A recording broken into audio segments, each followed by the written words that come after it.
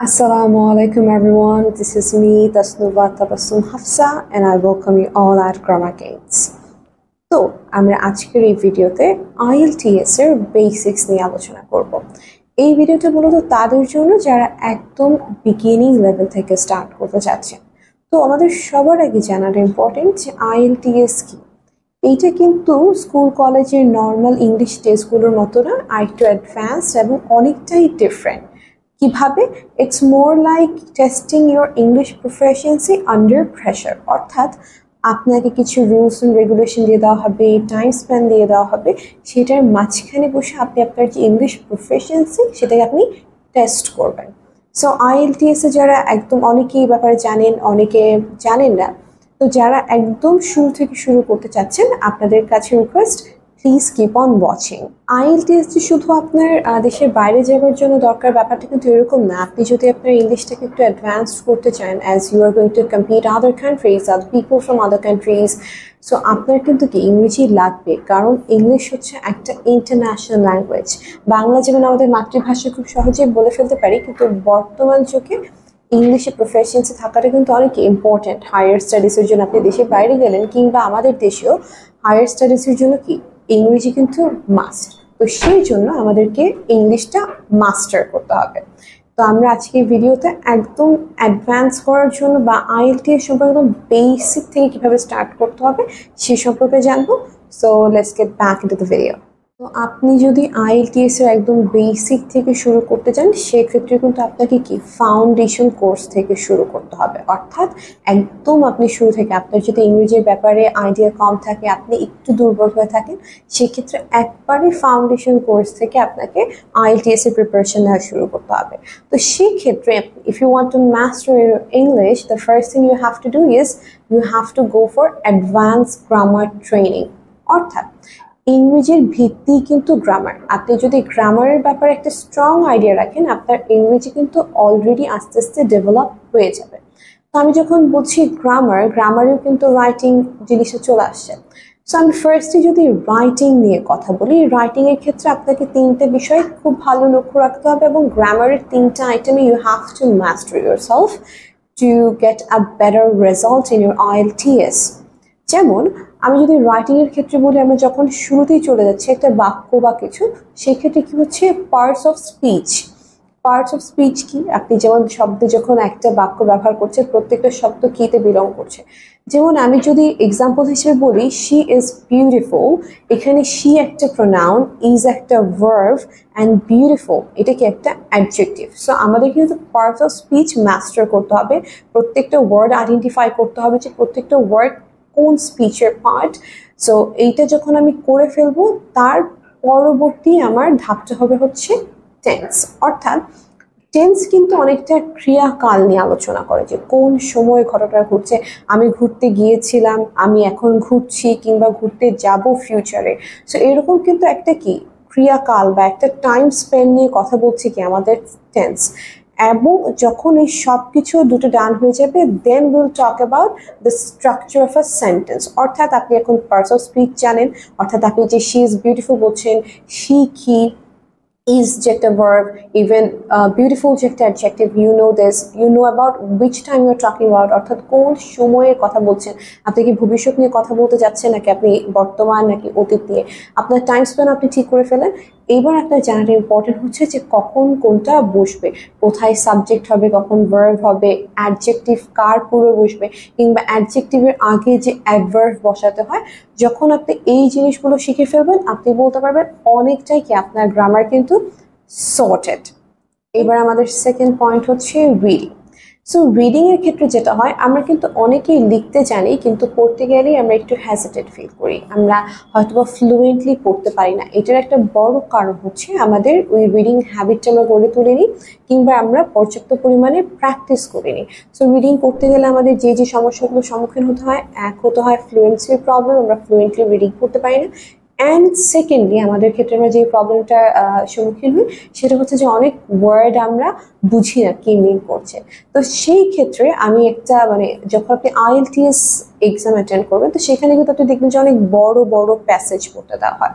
So আপনি যদি আপনার রিডিংয়ের এইটা ডেভেলপ করতে চান সেই ক্ষেত্রে আপনাকে কি করতে হবে, অনেক প্র্যাকটিস করতে হবে। কেন?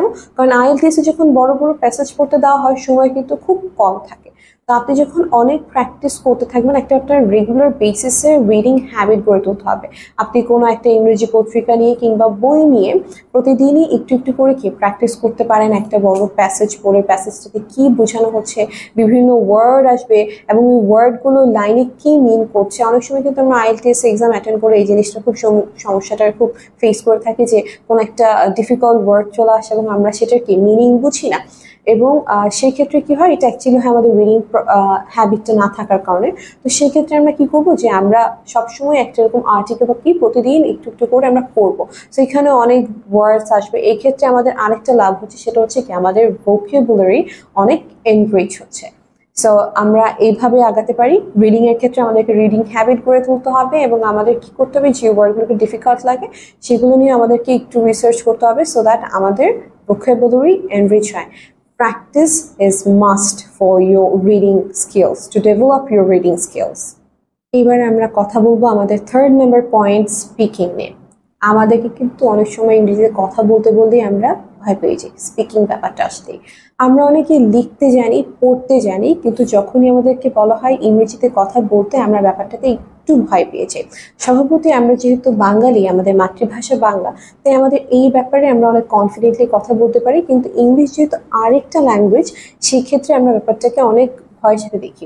কিন্তু আপনারা ব্যাপারটাকে একটু সহজভাবে দেখবেন। আপনারা ইংরেজিকে কোনো গ্রামাটিক্যাল সাইড থেকে না দেখে বা মেজর কিছু না দেখে অলওয়েজ চিন্তা করবেন যে এটা একটা ল্যাঙ্গুয়েজ, আর যে কোনো একটা ভাষার ব্যবহার হয় কি মনের ভাব প্রকাশ করতে।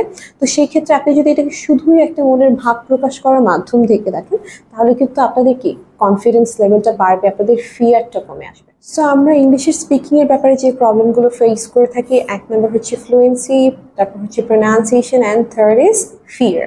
সো আপনারা কিন্তু চাইলে এটা একদিনে ডেভেলপ করে ফেলতে পারবেন না। আপনাদের এভরিডে একটু একটু করে প্র্যাকটিস করে আপনাদের স্পিকিং কিন্তু আপনারা কি অনেক বেটার করতে পারেন। সো ফ্লুয়েন্সির ক্ষেত্রে টিপস অ্যান্ড ট্রিক্স আমি দিতে পারি, সেটা হচ্ছে আপনারা কিভাবে করবেন। প্রতিদিন আপনারা যদি আপনাদের স্পিকিং একটু বেটার করতে চান সেই ক্ষেত্রে আপনারা যেটা করবেন যে আপনারা হয়তো বা সারাদিন কি করেছেন সেটা নিয়ে নিজেই নিজেকে একবার কিছু বলার চেষ্টা করবেন ইংরেজিতে। যেমন আপনি সকালে কখন ঘুম থেকে উঠেছেন, কখন ফ্রেশ হয়েছেন, ব্রেকফাস্ট কখন করেছেন, কি খেয়েছেন ব্রেকফাস্টে, তারপর ইউনিভার্সিটি বা কলেজের জন্য আপনারা কখন বেরিয়েছেন, ক্লাসে কি করেছেন, ফ্রেন্ডদের সাথে কি করেছেন, বাসায় এসে কখন এসেছেন, মার সাথে কি করেছেন।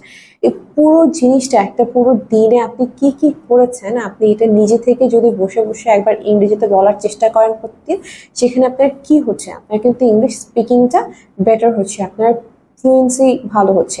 অ্যাট দ্য সেম টাইম আপনি যখন এটা প্র্যাকটিস করতে থাকবেন তখন আপনি এটা নোটিস করবেন যে আস্তে আস্তে কি আপনার প্রোনাউন্সিয়েশনও বেটার হচ্ছে।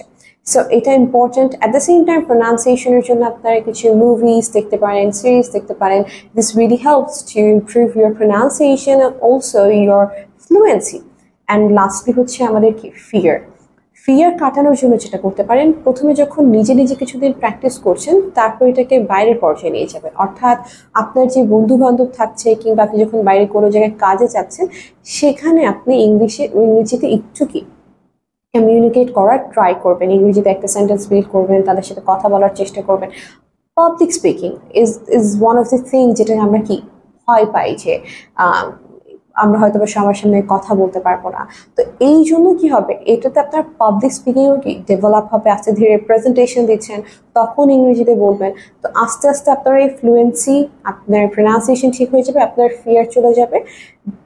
To be confident in English, you have to practice a lot. So, lastly, যে জিনিসটা খুব important to master your English is a vocabulary. Vocabulary enrich করাটা কিন্তু আমাদের ইংলিশটাকে অলরেডি একটু অ্যাডভান্সড লেভেলে নিয়ে চলে যায়। এবং এটা হয়তো বা আপনি শুরু থেকে অনেক কঠিন কঠিন শব্দ শিখে করতে পারবেন না, কিন্তু আপনার দৈনন্দিন জীবনের ইংরেজি ওয়ার্ডগুলোতে একটু একটু ডিফারেন্স আনলে কিন্তু আপনার ইংরেজিটা অনেক অ্যাডভান্সড হয়ে যাচ্ছে। যেমন আপনি যাকে বলছেন যে you always say she is beautiful, instead you can say she looks stunning or she's gorgeous, you can say this.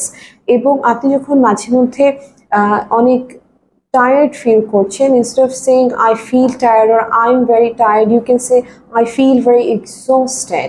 এই যে আপনি tired এর জায়গায় exhausted ইউজ করছেন এবং আপনি beautiful এর জায়গায় gorgeous or stunning word use করছেন, এইভাবেই কি আপনি একটা দুটো করে ওয়ার্ড চেঞ্জ করে করে আপনারা কি করতে পারছেন, আপনাদের ভোকাবুলারি দিন টু দিন আপনি একটু এনরিচ করতে পারছেন. So that's all for our basic classes for IELTS beginners, and I hope this video was helpful for you all, and we'll see you all in the next class.